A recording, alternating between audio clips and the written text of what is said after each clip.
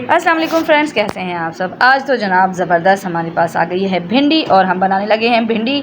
ज़बरदस्त फ्राई भिंडी का सालन बनने वाला है। और इसके लिए मैंने यहाँ ले ली है 1 किलो भिंडी ले ली है। 3 अदद मैंने प्याज ले ली हैं। मेरे पास छोटी थी तो मैंने 3 अदद ले ली। अगर आपके पास बड़ी हैं तो आप जो है 2 दरमियानी साइज़ की प्याज ले सकते हैं।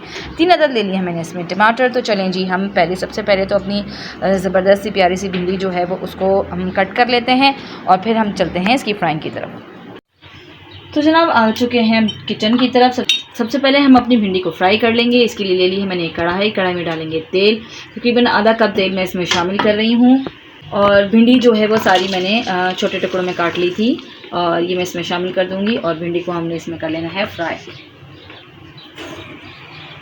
इसलिए कर लेंगे ताकि इसके अंदर जितना भी जो इसकी लेस है वो सारी जो है निकल जाए।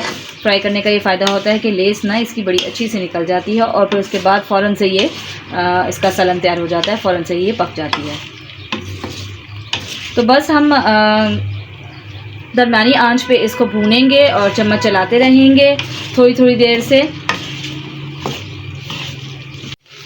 2 से 3 मिनट के बाद आप देख सकते हैं कि इसका कलर भी स्लाइटली सा चेंज हो गया और ये इस अगर आपको नज़र आ सके तो हल्की हल्की सी इसकी लेस भी छूटना स्टार्ट हो गई है। इसी लेस को हमने ख़त्म करना है और इसको इस तरह से फ्राई करते रहना है।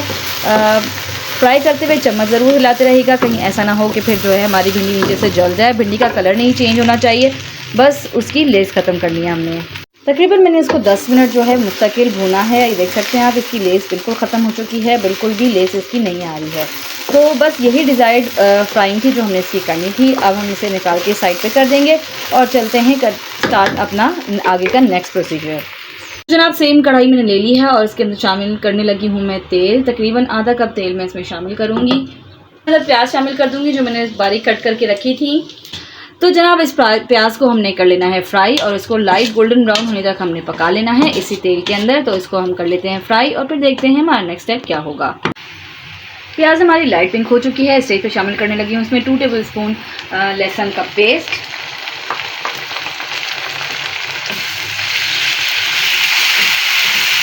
थोड़ा सा इसको हम पका लेंगे ताकि लहसुन का जो कच्चापन है वो दूर हो जाए। बहुत ही अच्छी सी लहसुन की खुशबू आनी शुरू हो गई है। 2 से 3 मिनट हो चुके हैं इसे पकते हुए। शामिल करूंगी इसमें 3 कटे हुए टमाटर जो मैंने शुरू में दिखाए थे। 3 दरमियाने साइज़ के टमाटर मैंने ले लिए थे, वो मैं इसमें शामिल कर दूंगी। इसके साथ हल्दी शामिल कर दूंगी मैं इसमें 1/2 टीस्पून। कुटी हुई मिर्च शामिल कर दूंगी 1 टीस्पून। लाल मिर्च है ये कुटी हुई। 1/2 टीस्पून नमक शामिल कर दूंगी, हस्बे ज़रूरत भी इस्तेमाल कर सकते हैं। सूखी धनिया पिसी हुई डालूंगी इसके अंदर 1 टीस्पून।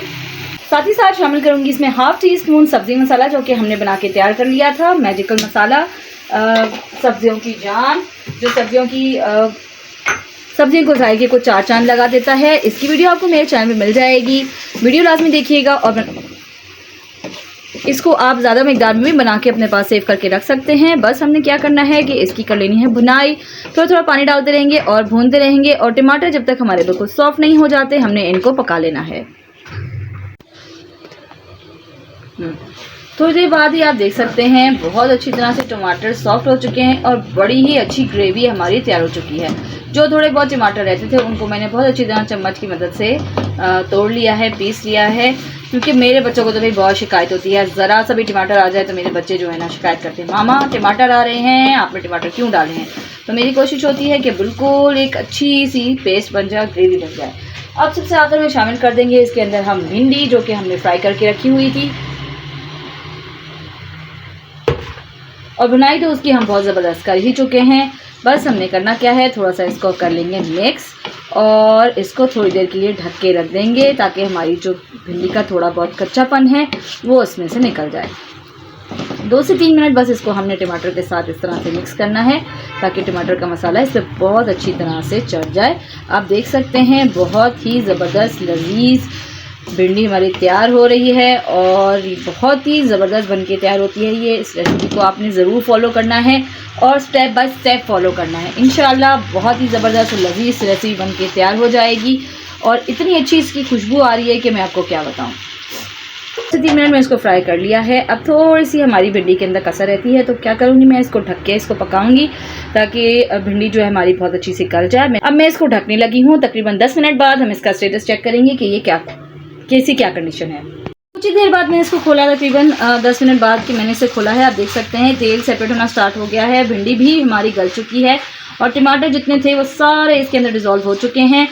बीच में मैंने 1-2 दफ़ा इसको हिलाया भी था ताकि जो है वो मसाला नीचे ना चिपक जाए। तो ज़बरदस्त भिंडी फ्राई का सालन जो है वो हमारा तैयार हो चुका है ढाबा स्टाइल।